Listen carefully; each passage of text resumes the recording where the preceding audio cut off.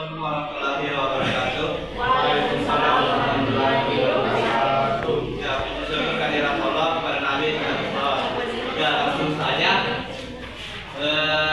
Pada hari ini kita akan presentasi dari kelompok 6 yang membahas tentang etika bisnis di era digital. Ya, untuk mengefisienkan waktu, langsung saja kita serahkan kepada materi pertama. Dengan ini saya persilakan. Baik, terima kasih kepada moderator. Saya akan membawakan materi pertama, yaitu pengertian etika bisnis di era digital. Etika bisnis di era digital dapat didefinisikan sebagai aplikasi nilai-nilai moral dan prinsip-prinsip etis dalam berbagai aspek bisnis, termasuk interaksi antara perusahaan dengan masyarakat, lingkungan, dan stakeholders lainnya. Mungkin hanya itu dari saya kembalikan ke moderator. Saya silakan penolakan singkat dari materi pertama lanjut ke materi kedua. Baik, terima kasih kepada moderator.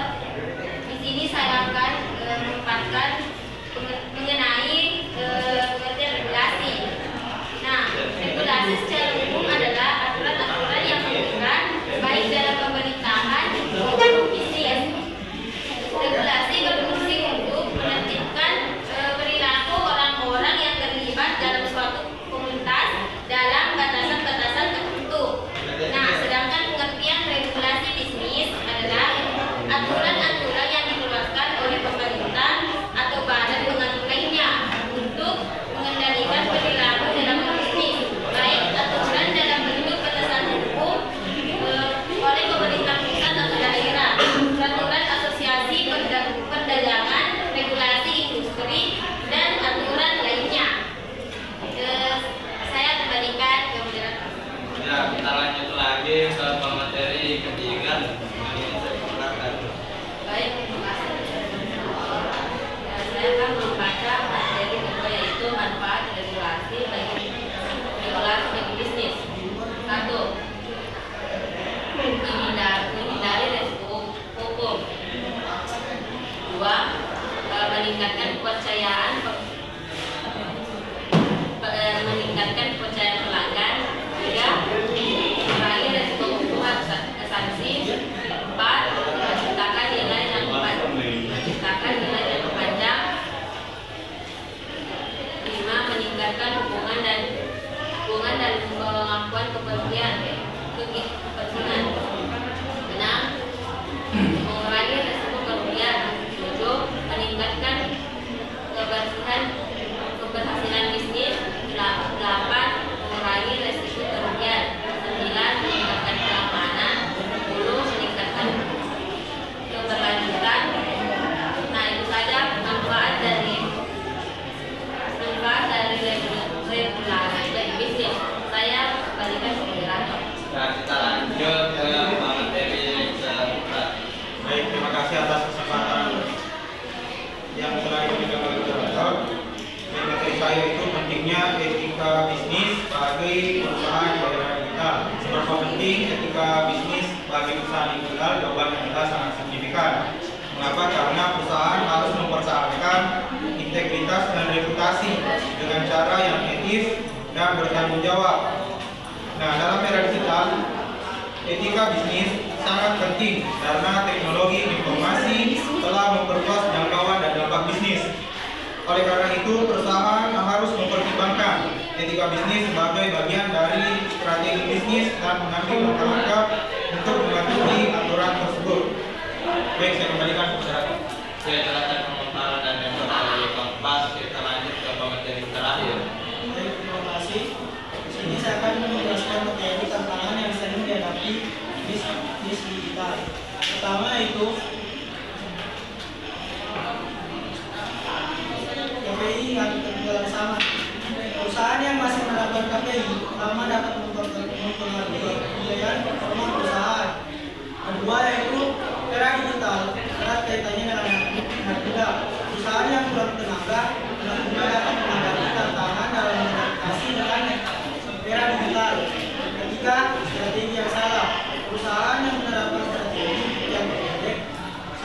dapat menghadapi tantangan dalam mengembangkan bisnis yang menengah dan jangka panjang. Keempat, kurang inovasi. Inovasi erat kaitannya dengan era digital. Jika memiliki inovasi, maka perusahaan berjalan dengan sulit karena mereka tidak dapat mengelola yang terbaik. Terakhir yaitu tidak ada tenaga profesional di bidangnya. Dalam periode terakhir, teknologi telah berkembang pesat dan membawa kita ke dalam sebuah era baru, bisnis digital. Era ini dipandang sebagai sebuah era di mana perusahaan menggunakan penggunaan alat digital untuk kepentingan perusahaan. Ya, setelah tadi pemaparan dari kelompok 6, kita lanjut ke sesi tanya jawab, ke sesi diskusi. Ya, di sini saya tunjukkan 3 pertanyaan yang ingin bertanya, saya persilakan. Ya, pertanyaan saya akan saya lanjutkan dari kelompok ini. Pertanyaan saya, bagaimana mengatasi tantangan yang sering dihadapi dalam teknologi digital? Sekian.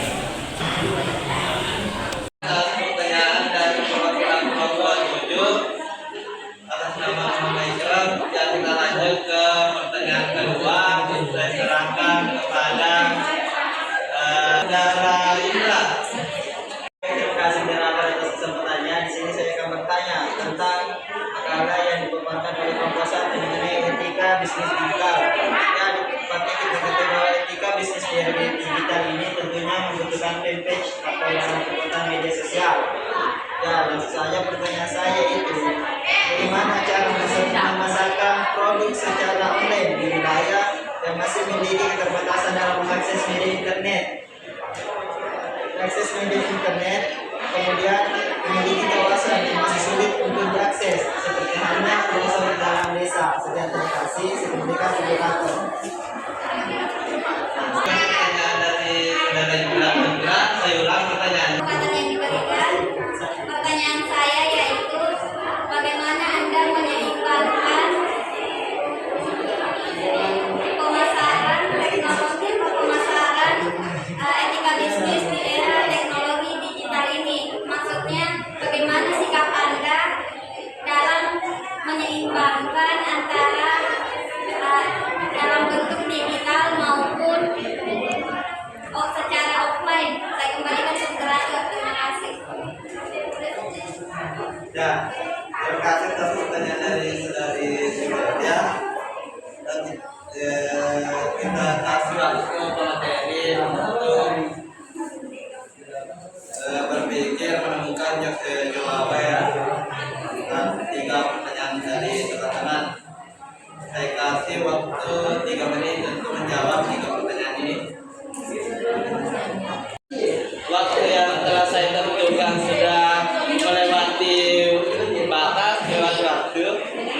Ya, kita lanjut ke pertanyaan dari Muhammad Ikram, yaitu bagaimana mengatasi tantangan yang dihadapi pebisnis di era digital.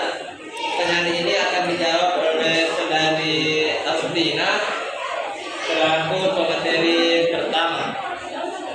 Baik, terima kasih kepada moderator. Di sini saya akan menjawab pertanyaan dari Muhammad Ikram. Pertanyaan itu, bagaimana mengatasi tantangan yang dihadapi dalam bisnis di era digital?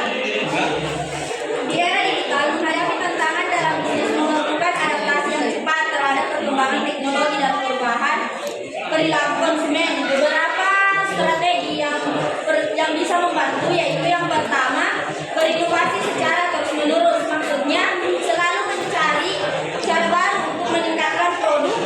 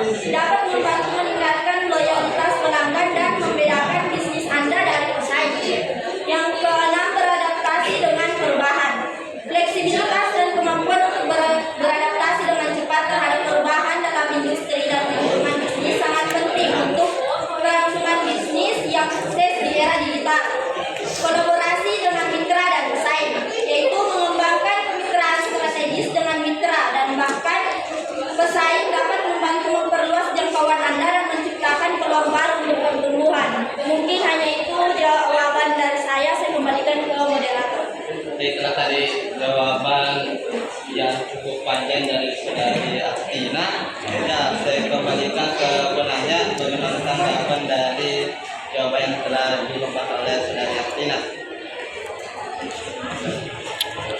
Terima kasih kepada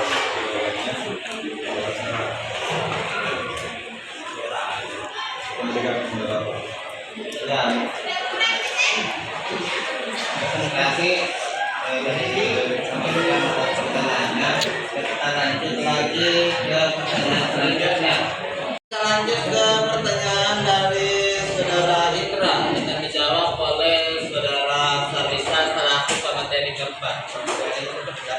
Baik, terima kasih atas kesempatan yang telah diberikan oleh moderator. Adapun pertanyaan saudara Indra yaitu bagaimana cara memasarkan produk secara online di wilayah yang masih memiliki keterbatasan dalam akses internet dan juga memiliki kawasan yang masih sulit diakses seperti halnya pelosok desa. Baik, untuk pertanyaan ini perlu kita ketahui bahwasanya tujuan dari pemasaran online dari suatu produk oleh perusahaan-perusahaan adalah untuk memudahkan ataupun mudah dijangkau untuk para pengguna handphone di era digital saat ini. Nah, untuk pertanyaannya Indra yaitu bagaimana dengan wilayah yang memiliki keterbatasan untuk online? Seharusnya perusahaan tidak menggunakan atau tidak berfokus kepada promosi ataupun pengiklanan secara online karena sudah mengetahui wilayahnya terbatas. Jadi alangkah baiknya menggunakan agen pemasaran berupa SPG atau lain-lainnya yang bisa masuk ke wilayah-wilayah pelosok tersebut. Baik, saya kira itu jawaban saya kembalikan ke moderator. Ya, setelah tadi jawaban dari saudara Sarisa, saya kembalikan ke penanya, ke saudara Indra. Bagaimana tanggapannya? Saya terima. Ya, berhubung saudara Indra menerima, kita lanjut ke pertanyaan terakhir dari saudari Julia yang akan dijawab oleh saudari Darmi. Terima kasih kepada moderator. Terima kasih kepada moderator. Saya akan menjawab pertanyaan dari Julia, yaitu bagaimana Anda menyimpan entitas bisnis dalam karakter era digital sehingga pelanggan bertahan. Cara utamanya itu meningkatkan kepercayaan pelanggan. Perusahaan yang ilegal akan meningkatkan kepercayaan pelanggan dan konsumen karena mereka dapat meyakinkan bahwa mereka adalah bisnis yang sah dan dipercaya. Ini akan membantu meningkatkan citra perusahaan dan memperkuat hubungan dengan pelanggan. Itu saja dari saya. Saya kembalikan ke moderator.